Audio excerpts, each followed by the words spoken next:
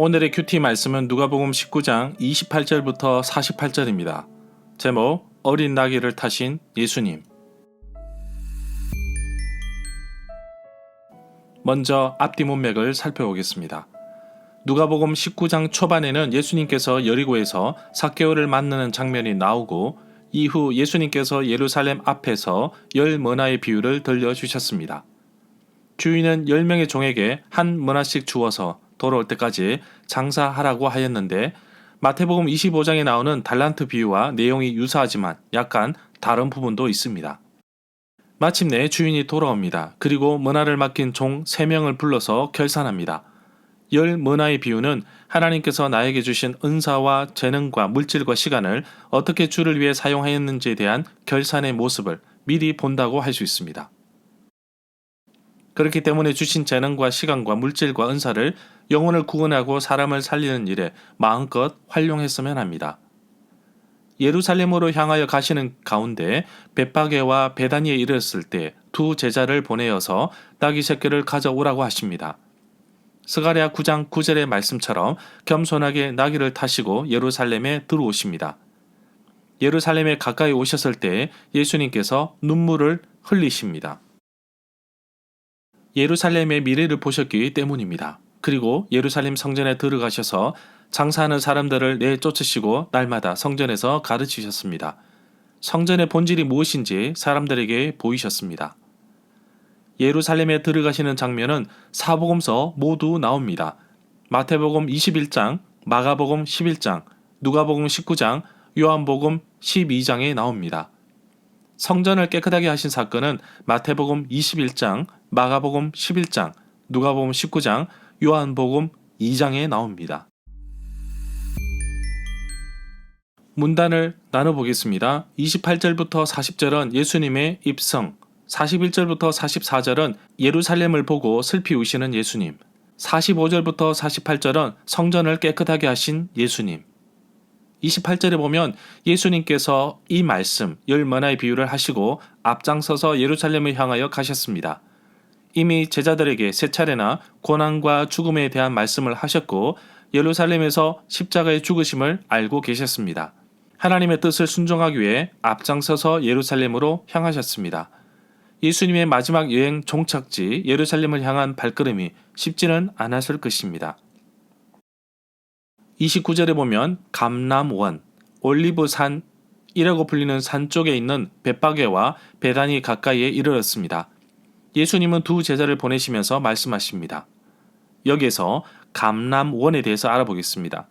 스가랴 14장 4절에서는 이 산이 종말론적 주의 오심과 관련이 있다고 말하고 있습니다. 30절에 보면 두 제자에게 너희는 맞은편 마을로 가라. 그 마을에 가면 아무도 타보지 않은 나귀 새끼가 매어 있는 것을 볼 것이다.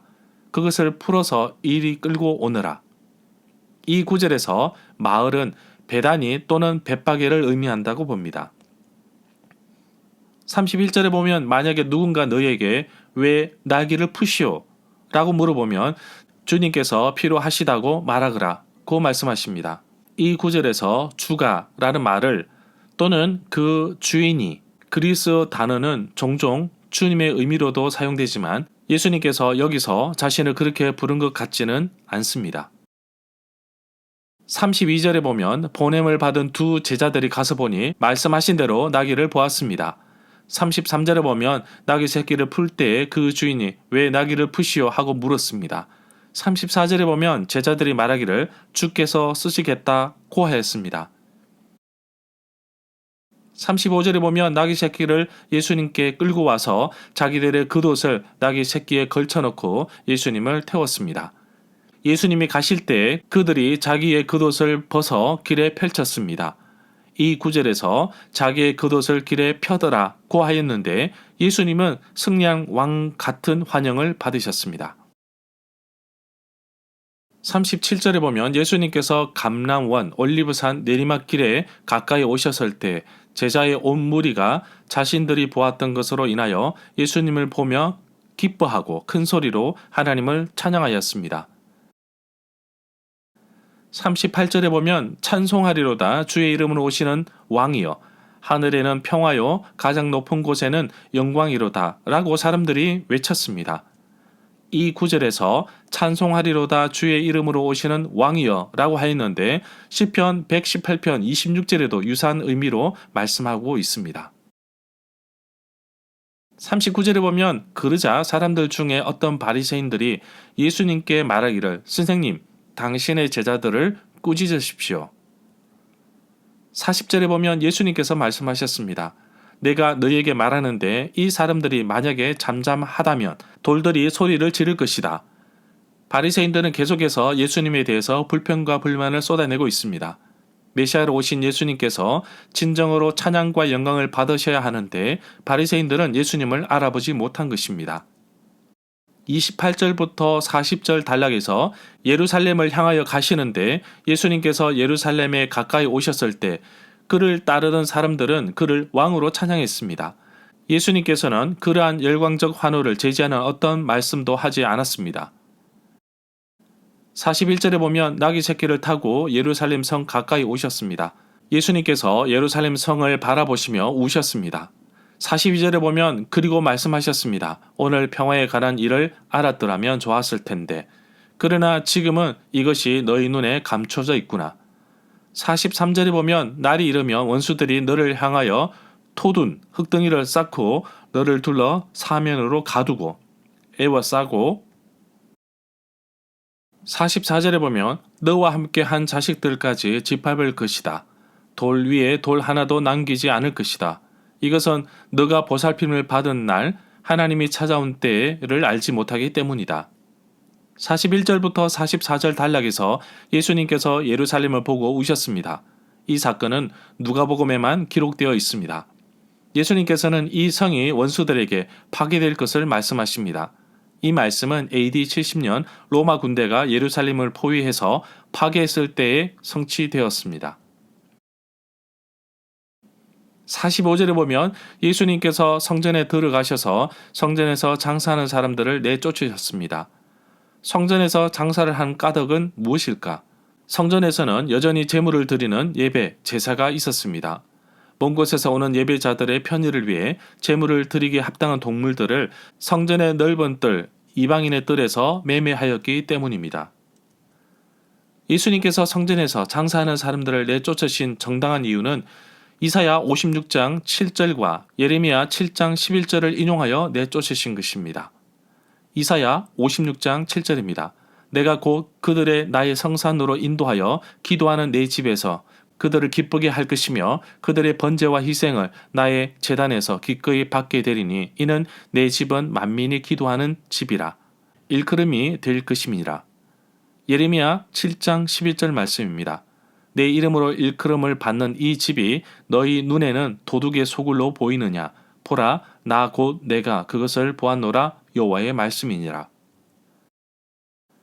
46절에 보면 장사하는 사람들에게 말씀하시기를 내 집은 기도하는 집이다 라고 성경에 쓰여 있는데 너희는 이 집을 강도의 소굴로 만들었도다 라고 하였습니다. 이 구절에서 내 집은 기도하는 집이다 라는 말은 이사야 56장 7절의 말씀이고 강도의 소굴로 만들었다는 말은 예레미야 7장 11절에 나옵니다. 47절에 보면 예수님께서 날마다 성전에서 가르치셨습니다. 그러자 대제사장과 서기관들과 백성의 지도자들이 예수님을 죽이려고 모의를 하였습니다. 이 구절에서 말하는 날마다의 의미는 누가복음 21장 37절부터 38절에서 예수님께서 체포되던 목요일까지를 의미한다고 봅니다. 48절에 보면 그러나 백성이 다 예수님의 말씀에 귀를 기울였기 때문에 예수님을 죽일 방도를 찾지 못하였습니다. 45절부터 48절 단락을 보면 예수님께서 성전에 들어가셨는데 먼 곳에서 온 예배자들의 편의를 위해서 제물로 드리기에 합당한 동물들이 거대한 성전 건물들 가운데 하나인 넓은 이방인의 뜰에서 매매되었습니다. 예수님께서는 자신의 행동을 이사야 56장 7절과 예레미야 1장 11절을 인용함으로써 정당화하면서 제물의 매매를 중단시켰습니다.